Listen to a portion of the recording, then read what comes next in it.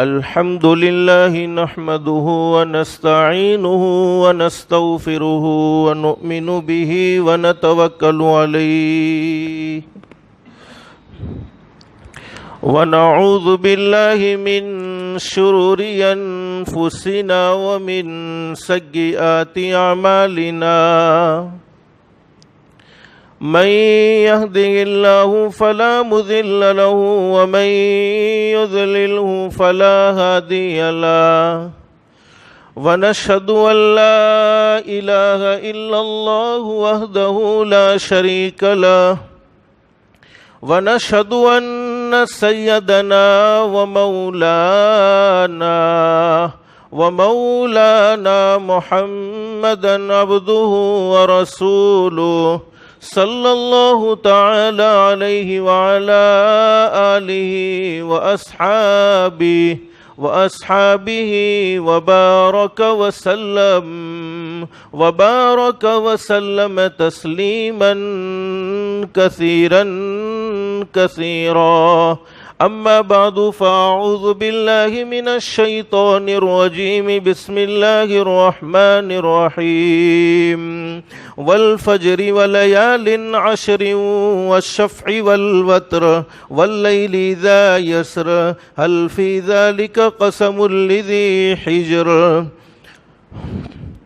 عن أبي هريرة رضي الله تعالى عنه قال قال النبي صلى الله عليه وسلم ما من أيام أحب إلى الله أن يتعبد له فيها من عشر ذي الحجة يعدل صيام كل يوم منها بصيام سنة وقيام كل ليلة منها بقيام ليلة القدر أو كما قال النبي صلى الله عليه وسلم صدق الله العلي العظيم وصدق رسوله النبي الكريم رب اشرح لي صدري ويسر لي أمري واحلل عقدة من لساني يفقهوا قولي سبحانك لا علم لنا إلا ما علمتنا إنك أنت العليم الحكيم. درود شریف پڑھے. اللهم صل على محمد وعلى آل محمد كما صليت على إبراهيم وعلى آل إبراهيم إنك حميد مجيد. اللهم بارك على محمد وعلى آل محمد كما باركت على إبراهيم وعلى آل إبراهيم إنك حميد مجيد. فکر دنیا کر کے دیکھا فکر عقبا کر کے دیکھ فکر دنیا کر کے دیکھا فکر عقبا کر کے دیکھ چھوڑ اب سارے ذکر ذکر مولا کر کے دیکھ کون کس کے کام آیا کون کس کا ہے ہوا کون کس کے کام آیا کون کس کا ہے ہوا سب کو اپنا کر کے دیکھا رب کو اپنا کر کے دیکھ سب کو اپنا کر کے دیکھا رب کو اپنا کر کے دیکھ. گرامی قدر علماء کرام بزرگان محترم اور میرے پیارے دوستو، اللہ کا ہم سب پر بہت بڑا احسان اور بہت بڑا کرم ہے. اللہ نے ہم سب کو مبارک مہینے میں مبارک دن میں اپنے گھر میں یعنی مسجد میں جمع فرمایا. دعا کرو اللہ ہم سب کے جمع ہونے کو قبول فرمائے. اور میرے پیارو، یہ ذی القعدہ کی 29ویں تاریخ ہے. ہو سکتا ہے ممکن ہے آخری تاریخ ہو، اس لیے کہ مکۃ المکرمہ میں تو آج پہلی تاریخ ہو چکی ہے. آنے والا جو مہینہ ہے ذی الحجہ، یہ بڑا مبارک مہینہ جس کے معنی ذی الحجہ کے معنی حج والا مہینہ.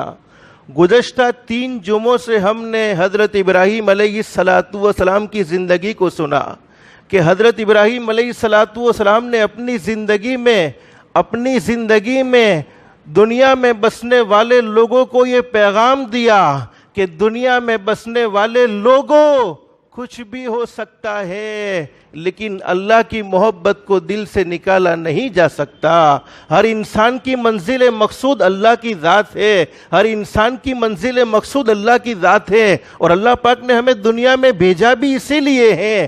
دنیا کی زندگی اللہ پاک نے ہمیں عیش و عشرت میں گزارنے کے لیے نہیں بھیجا، کاروبار کرنے کے لیے نہیں بھیجا، دکان چلانے کے لیے نہیں بھیجا، بلکہ اللہ رب العالمین خود قرآن کریم میں مقصد بیان فرماتے ہیں وَمَا خَلَقْتُ الْجِنَّ وَالْإِنسَ إِلَّا لِيَعْبُدُونَ۔ اللہ فرماتے انسان اور جنات کو پیدا کرنے کا مقصد لیعبدون، دنیا کی مختصر سی زندگی میں اپنی منمانی زندگی کو چھوڑ کر رب چاہی زندگی اختیار کر لے، لیعبدون، اللہ کی عبادت میں زندگی گزارے، ای لیعرفون، تاکہ وہ عبادت کر کے اپنے پروردگار عالم کو پہچان لے۔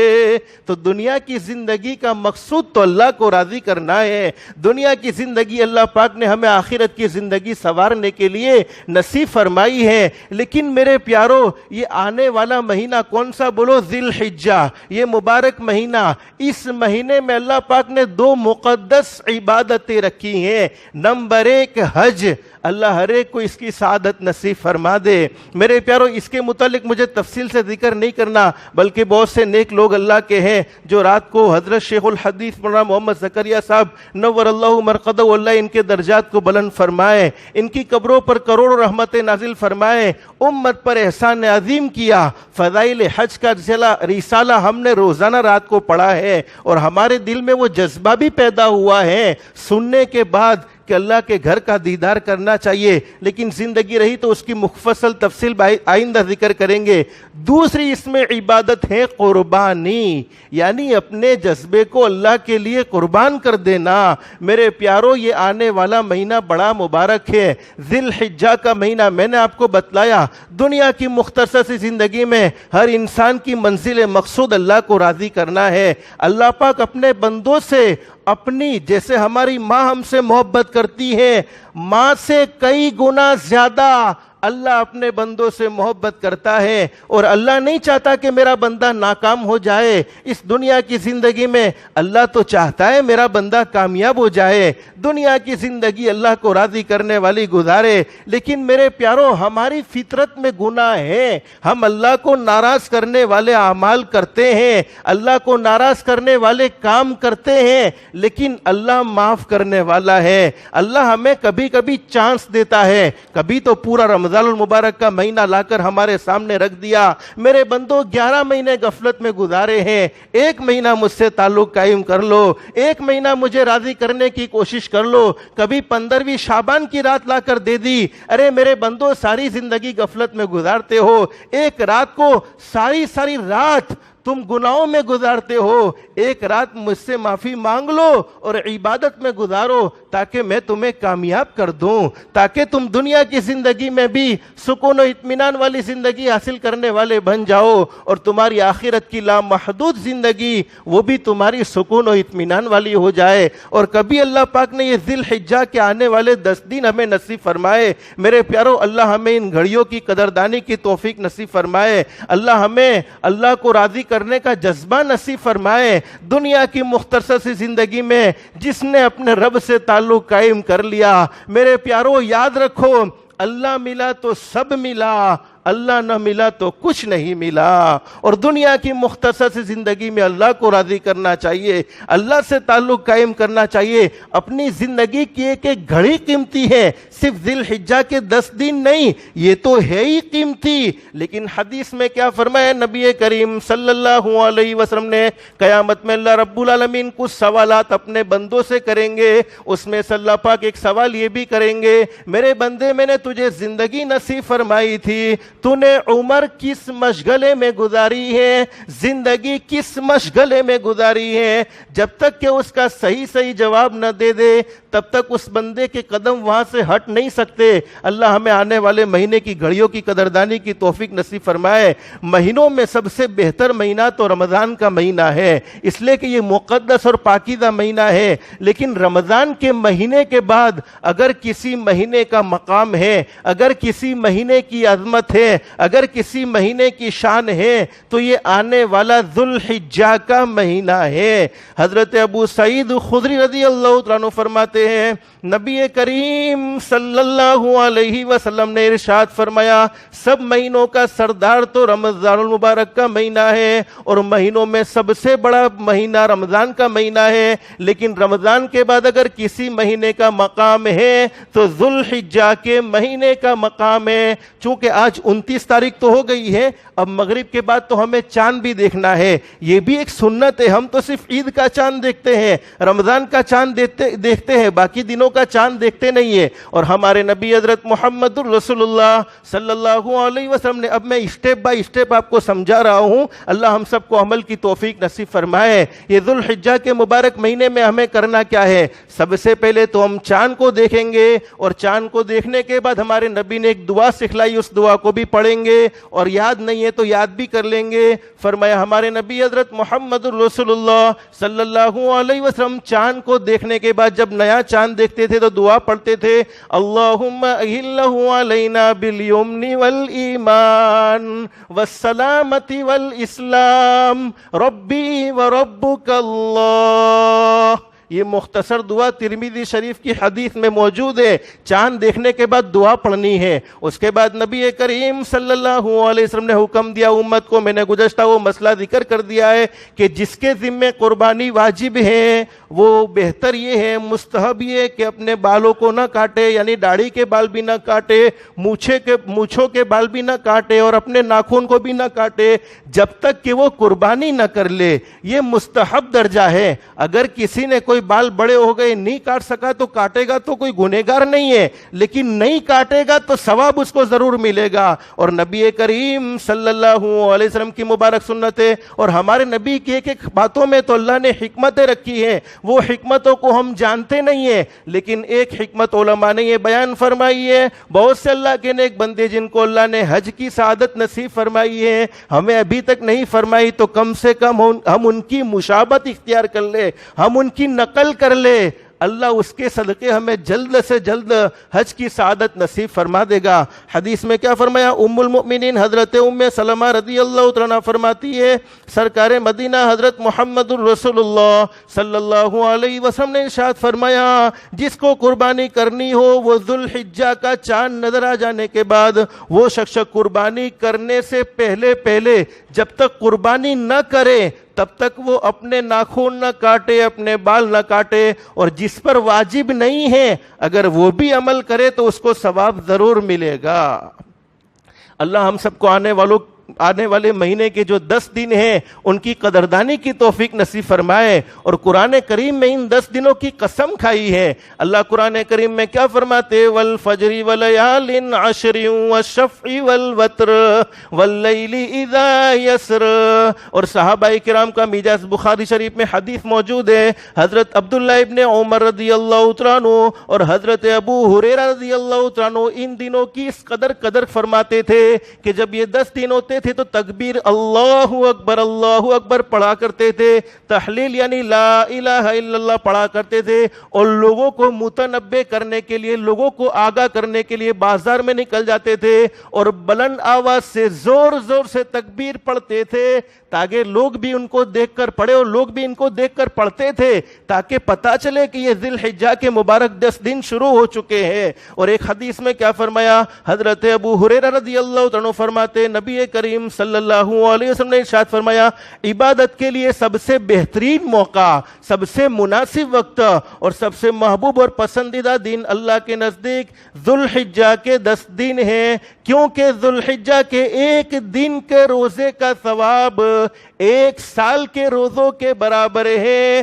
فرماتے ہمارے نبی نے ذی الحجہ کے ایک دن کے روزے کا ثواب 1 سال کے روزے کے برابر ہے، اور 1 رات کی عبادت کا ثواب شب قدر کی عبادت کے برابر ہے۔ رمضان کے مہینے میں تو معلوم نہیں ہمیں شب قدر ملی ہوگی یا نہیں ملی، لیکن ہمارے نبی کا فرمان ہے میرا وہ امتی جس نے ان 10 راتوں میں عبادت کی، 10 راتوں میں نہ کر سکا صرف 5 راتوں میں کر لی، 5 راتوں میں نہ کر سکا صرف 1 رات میں کر لی، یقیناً اس امتی نے شب قدر میں عبادت کی ہے۔ اور ہمارے نبی کا فرمان غلط ہو سکتا نہیں ہے۔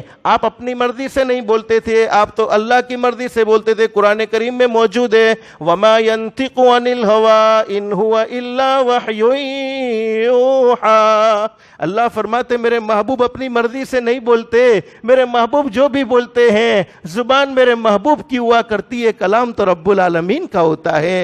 اب کیا فرماتے ہیں حضرت عبداللہ ابن عباس رضی اللہ عنہ فرماتے نبی کریم صلی اللہ علیہ وسلم نے ارشاد فرمایا ذی الحجہ کے شروع کے دنوں میں سے ہر دن کا روزہ 1 سال کے روزوں کے برابر ہے، اور عرفہ کا یعنی 9ویں ذی الحجہ کا عید کے 1 دن سے پہلے کا روزہ 1 سال کے روزوں کے برابر ہے، اور عاشورہ کا یعنی 10ویں محرم کا روزہ بھی 1 سال کے روزوں کے برابر ہے، اور جمعہ کی راتوں کی عبادت شب قدر کی عبادت کے برابر ہے۔ حضرت انس بن مالک فرماتے کہ ذی الحجہ کے دنوں کے بارے میں کہا جاتا ہے کہ ان میں سے ہر ایک دن کا روزہ 1000 دن کے برابر ہیں، اور 1000 دن 2 سال 9 مہینے 22 دن کے ہوتے ہیں، اور خاص عرفہ کے دن کا روزہ ثواب کے اعتبار سے بہت مقدس ہے، بہت بڑھ کر ہے، یہاں تک کہ حدیث میں بیان فرمایا 10,000 دنوں کے برابر ہے۔ اللہ ہم سب کو ان کی قدردانی کی توفیق نصیب فرمائے۔ حضرت عبداللہ ابن عباس فرماتے نبی کریم صلی اللہ علیہ وسلم نے ارشاد فرمایا کوئی عمل اللہ کے نزدیک اس نیک عمل سے زیادہ پاکیزہ اور ثواب میں بڑا ہوا نہیں ہے انسان جس کو عید الاضحیٰ کے پہلے 10 دن میں انجام دیتا ہے۔ ہمارے نبی نے 10 دنوں کی فضیلت کرتے ہوئے بیان فرمایا کہ ایسا کوئی عمل اللہ کے نزدیک مقدس اور پاکیزہ ہے ہی نہیں جس کو انسان عید کے 10 دنوں میں یا عید الاضحیٰ کے 10 دنوں میں کرتا ہے۔ صحابہ کرام نے پوچھا یا رسول اللہ صلی اللہ علیہ وسلم جہاد بھی نہیں؟ حالانکہ جہاد تو کتنی بڑی عبادت ہے، اللہ کی راہ میں قربانی پیش کرنا۔ ہمارے نبی نے فرمایا نہیں، جہاد بھی نہیں، ہاں اگر کوئی آدمی جان مال لے کر نکلے اور دونوں کو اللہ کے راستے میں لگا دیا تو یقیناً وہ بڑا مقدس اور پاکیزہ عمل ہے۔ حضرت عبداللہ ابن عباس رضی اللہ عنہ فرماتے نبی کریم صلی اللہ علیہ وسلم نے ارشاد فرمایا ذوالحجہ کی ابتدائی 10 دنوں میں سے ہر دن کا روزہ 1 مہینے کے گناہ معاف، اور 8ویں ذی الحجہ کے روزے سے 1 سال کے گناہ معاف، اور عرفہ کے دن یعنی عید کے 1 دن سے پہلے 9ویں ذی الحجہ کے روزے سے 2 سال کے گناہ معاف ہو جاتے ہیں۔ تو ہو سکے تو 9 دن کے روزے رکھ لینے چاہیے، لیکن نہیں رکھ سکتا تو کم سے کم عرفہ کے دن کا تو روزہ رکھ ہی لینا چاہیے تاکہ اللہ پاک ہمارے گناہوں کو معاف فرما دے۔ اب میرے پیارو جتنا نیکی کرنے پر اللہ پاک اجر دیتے ہیں، اللہ ہم سب کو گناہوں سے بچنے کی توفیق نصیب فرمائے۔ اصل میرے پیارو نیکی مقصود نہیں ہے، اصل اپنے آپ کو گناہوں سے بچانا مقصود ہے۔ یوم عرفہ کا دن ایسا مبارک اور پاکیزہ دن ہے کہ اگر آدمی اپنے اعضاء کو اس دن گناہوں سے محفوظ رکھ لے تو اس دن کی برکت سے اللہ رب العالمین 1 سال کے گناہوں کو معاف فرما دیتے ہیں۔ اب اپنے جذبات پر پورے 11 مہینے کنٹرول نہیں کر سکتے، باقی دنوں میں کنٹرول نہیں کر سکتے، کرنا تو چاہیے، لیکن حدیث پاک میں ہے کہ ان دنوں میں تو اپنے آپ کو گناہوں سے بچا لینا چاہیے۔ بلکہ میرا مشورہ تو یہ ہے، بہت سی مرتبہ رمضان کے روزے ہمارے مجبوری کی وجہ سے کبھی چھوٹ گئے ہو، سفر کی وجہ سے یا بیماری کی وجہ سے تو قضا کرنے ہو تو ان دنوں میں کر لینے چاہیے تاکہ رمضان کے روزے بھی قضا ہو جائے اور اللہ پاک ہمیں ثواب کا ثواب بھی نصیب فرما دے۔ اور میرے پیارو رات کو عبادت میں گزارنا چاہیے، لیکن کچھ نہیں کر سکتے، کچھ نہیں کر سکتے تو میرے پیارو ایک کام تو ضرور کر لو، رات کو عشاء کی نماز جماعت کے ساتھ پڑھ لو، فجر کی نماز جماعت کے ساتھ پڑھ لو۔ ہمارے آقا فرماتے ہیں جس نے رات کو عشاء کی نماز جماعت کے ساتھ پڑھی، فجر کی نماز جماعت کے ساتھ پڑھی، اس نے پوری رات عبادت میں گزاری ہے، یعنی پوری رات عبادت میں گزارنے کا اس کو ثواب ملتا ہے۔ لیکن میرے پیارو ہمارے نبی نے یہ بھی بیان فرمایا، منافقین لوگ جو اوپر کے مسلمان ہیں، اندر سے اسلام کے دشمن ہیں، اندر سے نبی کریم صلی اللہ علیہ وسلم کی ذات گرامی کے دشمن ہیں، ان کے لیے سب سے بڑا بوجھ فجر کی نماز میں اور عشاء کی نماز میں ہوتا ہے۔ یہ دو نمازیں ان کو بڑی بھاری معلوم ہوتی ہیں، یہ دو نمازیں انہیں بڑی بھاری معلوم ہوتی ہیں۔ اللہ ہم سب کو زندگی کی قدردانی کی توفیق نصیب فرمائے۔ حضرت فضل بن عباس رضی اللہ عنہ نبی کریم صلی اللہ علیہ وسلم کا ارشاد نقل کرتے ہیں کہ جس آدمی نے عرفہ کے دن یعنی 9 ذی الحجہ کے دن اپنی زبان، اپنے کان اور اپنی آنکھ سے حرام کاموں سے، اپنی آنکھ کو حرام کاموں سے محفوظ رکھا تو اس کے 1 سال کے گناہ معاف ہو جائیں گے۔ میرے پیارو اندازہ لگاؤ، حضرت نبی کریم صلی اللہ علیہ وسلم نے فرمایا عرفہ کے دن کا روزہ 1 سال کے پہلے اور 1 سال کے بعد کے گناہوں کا کفارہ ہے، اور 10ویں محرم کا روزہ 1 سال کے گناہوں کا کفارہ ہے۔ اور اماں عائشہ صدیقہ رضی اللہ عنہا فرماتی ہے نبی کریم صلی اللہ علیہ وسلم نے ارشاد فرمایا عرفہ کے دن کے روزہ 1000 دن کے روزوں کے برابر ثواب رکھتا ہے۔ اب میرے پیارو ہمارے نبی کو تو اپنی امت سے محبت تھی، اپنی امت سے پیار تھا، آپ نے امت کو زندگی کے ہر موڑ پر زندگی گزارنے کا طریقہ سکھلایا، رہبری فرمائی، مانگنے کا طریقہ بھی بتا دیا اور کیا مانگا جائے یہ بھی بتا دیا۔ ہمارے نبی کے ہم پر بہت احسانات ہیں، اللہ ان احسانوں کا بدلہ ہم نہیں دے سکتے، بلکہ میرے پیارو ہم اپنی کھال کو اکھیڑ دیں، اپنی چمڑی کو اکھیڑ دیں بدن کی، اور اس چمڑی سے ہمارے نبی کے جوتے مبارک بنائیں، پھر بھی ہم ہمارے نبی کے احسانوں کا بدلہ نہیں دے سکتے ہیں۔ نبی کریم صلی اللہ علیہ وسلم عرفہ کے دن یعنی 9 ذی الحجہ کے دن یہ دعا پڑھتے تھے، چوتھا کلمہ، لا الہ الا اللہ وحدہ لا شریک لہ لہ الملک ولہ الحمد یحیی ویمیت وہو علی کل شیء قدیر۔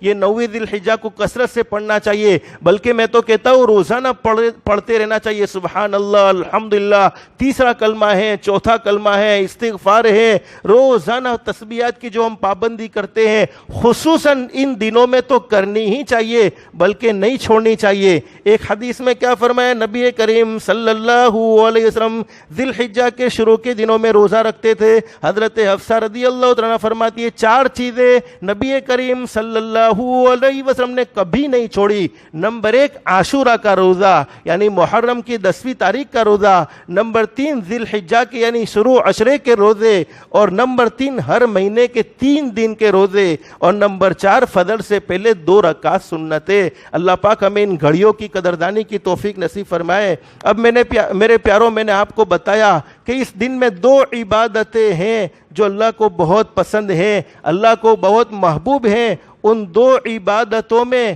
میرے پیاروں سب سے پہلی عبادت حج، لیکن وہ ہم یہاں نہیں کر سکتے، بلکہ اس کے لیے تو ہمیں سفر کرنا ہے بیت اللہ کا۔ اللہ ہمیں اس کی زیارت نصیب فرما دے، دل سے دعا کر لو اللہ ہمیں وہاں تک پہنچنا آسان ہمارے لیے فرما دے۔ اور میرے پیاروں اگر دل کے جذبات ہوتے ہیں تو اللہ پاک ضرور پہنچا دیتے ہیں۔ حضرت شیخ سعدی رحمۃ اللہ علیہ نے بڑی زبردست بات لکھی ہے کہ ایک چونٹی کے دل میں تمنا ہو گئی، جس کو سمجھتے ہو نا کیڑی کے دل میں تمنا ہوئی، کیا تمنا ہوئی کہ الہ العالمین میں بیت اللہ کا دیدار کرنا چاہتی ہوں، بیت اللہ کو دیکھنا چاہتی ہوں، اس لیے کہ بیت اللہ کی محبت تو اللہ نے ہر ایک کے دل میں بھر دی ہے۔ حضرت ابراہیم علیہ السلام نے اور حضرت اسماعیل علیہ السلام نے مل کر بیت اللہ کو بنایا، ہر ایک کے دل میں بیت اللہ کی محبت بھری ہوئی ہے۔ جو حاجی حج کرنے کے لیے گئے ہیں، جو عمرہ کرنے کے لیے گئے ہیں، ان سے اس کی لذت کو معلوم کر سکتے ہو۔ کیا محبت اللہ نے رکھی ہے، جب بیت اللہ پر نظر پڑتی ہے نہ چاہتے ہوئے بھی آنکھوں سے آنسو جاری ہو جاتے ہیں۔ الہ العالمین یہ آنکھیں کتنی گنہگار تھی، اس کے باوجود تو نے ان آنکھوں سے اپنا گھر دکھا دیا۔ تو چوٹی کے دل میں تمنا ہوئی، اب چوٹی اللہ سے دعا مانگ رہی ہے، اور اللہ ہر ایک کی سنتا ہے، بولو بے شک۔ تو ہماری نہیں سنے گا؟ شیخ سعدی رحمۃ اللہ علیہ فرماتے اللہ پاک نے چونٹی کے لیے فلائٹ کا انتظام کیا، اس کو کوئی پاسپورٹ کی ضرورت نہیں ہے، کوئی ویزا کی ضرورت نہیں ہے، بلکہ فلائٹ کون سی تیار ہوئی؟ جو حرم میں ہے کبوتر، ایک کبوتر کو تیار کیا اور کبوتر چونٹی کے پاس آیا اور اللہ نے چونٹی کے دل میں بات ڈالی کہ کبوتر پر سوار ہو جا، اور کبوتر نے چونٹی کو حرم میں پہنچا دیا۔ تو میرے پیارو، اس واقعے سے میں آپ کو کہنا یہ چاہتا ہوں، یہ علماء جانتے ہیں شیخ سعدی رحمۃ اللہ علیہ بڑے زبردست ولی کامل ہیں، بڑے اللہ کے نیک بندے گزرے ہیں، ان کی کتابیں مدرسے میں فارسی زبان میں پڑھائی جاتی ہے۔ جب اللہ چونٹی کی سن سکتا ہے تو ہم تو اشرف المخلوقات میں سے ہیں، کیا اللہ ہماری نہیں سنے گا؟ ضرور سنے گا۔ تو اللہ سے مانگتے رہیں گے انشاءاللہ۔ اللہ طاقت دینے والی ذات تیری ہے، آسان کرنے والی ذات تیری ہے، لیکن یہ مستقل ایک اور مضمون اللہ نے زندگی رکھی تو اس کو بعد میں ذکر کریں گے، لیکن یہاں رہ کر ایک عمل کرنا ہے قربانی والا۔ بہت سے لوگ اپنی ناواقفیت کی وجہ سے یہ سمجھتے ہیں کہ قربانی کرنے سے تو گوشت حاصل ہوتا ہے، اور قربانی کے دنوں میں سب ہی قربانی کرتے ہیں تو گوشت کی حاجت تو ضرورت تو رہتی نہیں ہے۔ اس لیے قربانی کے بجائے اگر ان دنوں میں قربانی کی قیمت کو، قربانی کی جو قیمت ہے اس قیمت کو صدقہ کر دیا جائے یا کسی دوسرے رفائی یا فلاحی کاموں میں لگا دیے جائے تو یہ زیادہ بہتر اور یہ زیادہ مناسب ہے۔ لوگوں کی یہ سوچ ہوتی ہے کہ سب لوگ قربانی تو کرتے ہی کرتے ہیں، گوشت تو سب کے گھر پر ہوتا ہے۔ ابھی میرے پیارو یہ سوچ حقیقت میں ہے۔ ہمارے ایک دوست کا احمد آباد سے فون آیا، کہا کہ مولانا میں اگر قربانی نہ کروں اور میرے ذمہ قربانی لازم ہے، لیکن میں اتنی رقم فلانے کا قرضہ ہے اس قرضے کو ادا کرنے میں لگا دوں تو کیا یہ صحیح؟ میں نے کہا بالکل صحیح نہیں، اس لیے کہ حدیث میں فرمایا، نبی کریم صلی اللہ علیہ وسلم نے کیا فرمایا کہ سونے چاندی کی خیرات بھی قربانی کے دنوں میں افضل نہیں ہے، قربانی افضل ہے۔ سونے چاندی کی خیرات بھی ثواب میں قربانی کے برابر نہیں ہو سکتی ہے۔ تو میرے پیارو، ان دنوں میں قربانی ضرور کرنی ہے، قربانی کو نہیں چھوڑنا ہے۔ جس پر واجب ہے وہ تو کریں گے ہی کریں گے، لیکن جس پر واجب نہیں ہے ان کو بھی کرنی ہے۔ اللہ چاہے میرے پیارو، آج تو بڑی عجیب بات ہے، حالانکہ جس پر واجب نہیں ہے تو زیادہ سے زیادہ کتنا خرچہ ہو گا؟ 1200 روپئے، 1500 روپئے، 2000 روپئے، 3000 روپئے۔ بہت سے لوگ مسائل پوچھتے ہیں، مولانا میرے پر قربانی واجب نہیں ہے تو میں نہ کروں تو چلے؟ ہاں، شریعت نے تم کو اجازت دی، نہ کرو تو چلے، لیکن کبھی یہ نہیں پوچھتے کہ 10,000 کا موبائل لینا ہے، اگر میں نہ خریدوں تو چلے؟ مجھے ضرورت ہے تو میرے پیارو یہ ضرورت ہے تو وہ ضرورت نہیں ہے۔ اور قربانی کرنے پر کیا ملنے والا ہے وہ زندگی رہی تو انشاءاللہ اس کو آئندہ ذکر کریں گے۔ لیکن میرے پیارو، ہمارے نبی کے احسانات بھی ہم پر بہت ہے۔ ہو سکے جن مالداروں کو اللہ نے توفیق نصیب فرمائی ہے اپنی طرف سے بھی قربانی کرے، اور آقا دو جہاں حضرت محمد الرسول اللہ صلی اللہ علیہ وسلم کی طرف سے بھی قربانی کرے۔ میرے پیارو، ہمارے نبی نے اپنی امت کو سینے سے لگایا ہے۔ آپ نے امت کے لیے قربانی کی، لیکن اس کی داستان میں انشاءاللہ زندگی رہی تو آئندہ ذکر کروں گا۔ لیکن حدیث میں کیا فرمایا نبی کریم صلی اللہ علیہ وسلم نے؟ بہت سے لوگ قربانی میں غفلت برتتے ہیں، قربانی کو ضروری سمجھتے نہیں ہیں، بلکہ یوں سوچتے ہیں کہ ہم اتنی رقم صدقہ کر دیں گے تو ثواب مل جائے گا۔ یہاں تک کہ حدیث میں بیان فرمائے سونے چاندی کا صدقہ کرو گے تب بھی قربانی کے دنوں میں وہ ثواب نہیں ہے جو قربانی کرنے کا ثواب ہے۔ ہمارے نبی نے کیا فرمایا؟ بہتر یہ کہ جس پر قربانی واجب ہے وہ قربانی کر لے، تاکہ، اور اگر قربانی واجب نہیں ہے تب بھی قربانی کر لے تو اچھا ہے، لیکن ضروری نہیں ہے۔ شریعت نے اس پر کوئی زبردستی نہیں کی ہے۔ جس پر قربانی واجب ہو پھر وہ قربانی نہ کرے۔ تو نبی کریم صلی اللہ علیہ وسلم رحمت للعالمین ہونے کے باوجود، آپ کو امت سے محبت تھی، آپ کو امت سے پیار تھا، اس کے باوجود نبی کریم صلی اللہ علیہ وسلم نے غصے کا اظہار فرمایا۔ اور کیا فرمایا نبی کریم صلی اللہ علیہ وسلم نے؟ جس نے قربانی واجب ہونے کے باوجود قربانی نہ کیا، ہمارے نبی نے فرمایا وہ شخص جو قربانی واجب ہونے کے باوجود جس کو اللہ نے مال دیا ہے اس کے باوجود وہ قربانی نہیں کرتا، تو ہمارے نبی فرماتے ہیں وہ ہمارے عیدگاہ کے قریب نہ آئے۔ یعنی جہاں پر عید کی نماز ہوتی ہے، ارے نماز کے اندر نہیں، نماز کے قریب بھی نہ آئے، یعنی مسلمانوں کی جماعت میں نہیں آ سکتا۔ اس سے اندازہ لگاؤ میرے پیارو، اس لیے قربانی کو ضرور کرنا چاہیے۔ اور ایک اور حدیث بڑی زبردست بیان فرمائی ہے، حضرت ابن عباس رضی اللہ عنہ نبی کریم صلی اللہ علیہ وسلم کا ارشاد نقل کرتے ہیں، نبی کریم صلی اللہ علیہ وسلم نے ارشاد فرمایا عید الاضحیٰ کے دن یعنی آج کے دن کسی آدمی نے خون بہانے سے زیادہ افضل عمل نہیں کیا. ہمارے نبی نے عید کے دن فرمایا, یہ بات بیان فرمائی کہ عید الاضحیٰ کے دن یعنی آج کے دن ہمارے نبی یہ خطبہ یہ حدیث صحابہ کرام کو سنا رہے ہیں, عید کے دن سنا رہے ہیں کہ آج کے دن عید الاضحیٰ کے دن کسی آدمی نے خون بہانے سے زیادہ افضل عمل نہیں کیا. ہاں کسی رشتہ دار کے ساتھ ٹوٹے تعلق کو جوڑے تو اور بات ہے, یعنی کسی کے ساتھ ہمارا تعلق ٹوٹ چکا تھا, ہم نے اس کے ساتھ تعلق کو جوڑ دیا تو یہ بہت بڑی بات ہے. اس لیے میرے پیارو یہ دنیا کی مختصر سی زندگی, اس حدیث کو پڑھنے کے بعد مجھے ایک بات یاد آ گئی. بہت سے لوگ پریشان ہیں, کوئی کہتا ہے میرے کاروبار میں تنگی ہے, کوئی کہتا ہے میری اولاد نافرمان ہے, کوئی کہتا ہے مجھ پر جادو کا اثر ہے, کوئی کہتا ہے مجھے جنات کا اثر ہے. میں یقیناً اللہ کے گھر میں بیٹھ کر, چونکہ میرا مجاز بیانوں میں قسم کھانے کا نہیں ہے لیکن قسم کھا کر کہوں تو شاید غلط نہیں, تم دنیا میں جتنے بھی تعویذات لے لو ان تعویذات کا تم پر کوئی اثر کرنے والا نہیں ہے. ایک تعویذ میں تم کو دیتا ہوں, اگر اس تعویذ پر تم عمل کرو یقیناً اللہ رب العالمین تمہاری تکلیف کو ضرور دور کر دے گا انشاءاللہ. کرو گے انشاءاللہ عمل؟ چاہتے ہو تعویذ؟ نہیں چاہتے؟ چاہتے ہو نا میرے پیارو. وہ تعویذ یہ ہے, اگر ہم اپنی پریشانی کو دور کرنا چاہتے ہیں, ہم اپنے دکھوں کو دور کرنا چاہتے ہیں, دنیا کی مختصر سی زندگی میں جس کا دل دکھایا ہے اس سے سچے دل سے جا کر معافی مانگ لے. اللہ کی قسم تو معافی مانگے گا زمین پر وہ تجھے معاف کرے گا. اللہ آسمان پر فیصلہ کر دیں گے میرے بندے جا میں نے تجھے پریشانیوں سے نجات نصیب فرما دی ہے.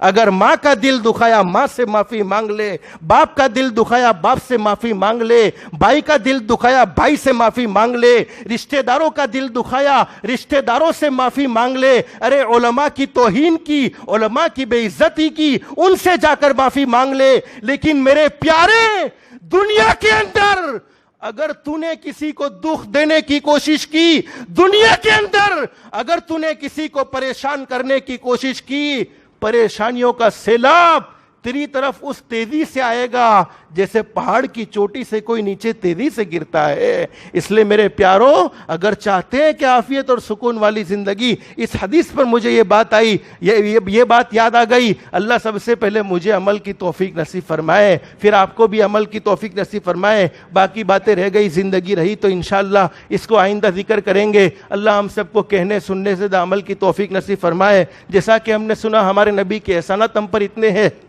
کہ ان کو گننا چاہے تو گن نہ سکے, شمار کرنا چاہے تو شمار نہ کر سکے. جتنا بھی درود پاک کی کثرت ہو سکے درود پاک کی بھی کثرت کرتے رہیں گے انشاءاللہ. اللہ ہم سب کو کہنے سننے سے زیادہ اخلاص, استخلاص اور استقامت کے ساتھ عمل کی توفیق نصیب فرمائے. وآخر دعوانا ان الحمدللہ رب العالمین. کچھ ضروری اعلانات ہیں.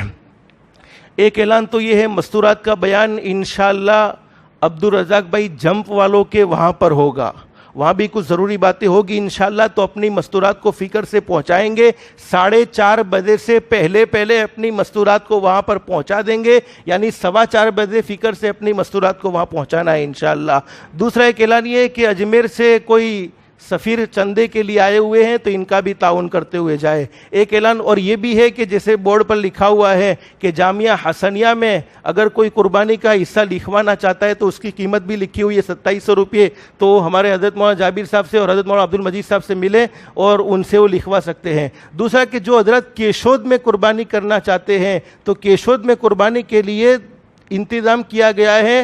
ایک تو عبدالستار بھائی کھاٹ کی اور ایک ولی بھائی کھاٹ کی, ایک حصے کی قیمت 3600 روپے ہے. تو اگر کوئی کیشود میں قربانی چاہتا ہے تو یہ دو حضرات سے ملے. اللہ پاک ہم سب کو صحیح قربانی کرنے کی توفیق نصیب فرمائے. اور میرے پیارو یہ تو طے کر لو کرنی ہی کرنی ہے انشاءاللہ. بعد میں کرنے پر کیا ملنے والا ہے اور جانور کی تلاشی ہے. جیسے میں نے گزشتہ یہ مسئلہ بیان کر دیا, آج 29 تاریخ ہے, اگر کسی نے ناخن نہیں کاٹے, اپنے بال نہیں کاٹے تو ابھی بھی مغرب سے پہلے اس کو درست کر لے. اور اگر کوئی مجبوری تھی نہیں کاٹ سکا اور اس نے کوئی کل بھی کاٹے پرسوں بھی کاٹے تو وہ کوئی گنہگار نہیں ہوگا، اس کی قربانی کوئی خراب نہیں ہونے والی، لیکن مستحب یہ ہے ہمارے نبی نے جو حکم دیا اس حکم پر ہم عمل کرنے والے بن جائے۔ اللہ ہم سب کو عمل کی توفیق نصیب فرمائے۔ وآخر دعوانا ان الحمدللہ رب العالمین۔ جن کی سنتیں باقی سنتیں پڑھ لیں، جو سنتوں سے فارغ ہو گئے دعاؤں میں درود شریف میں اور استغفار میں لگ جائے۔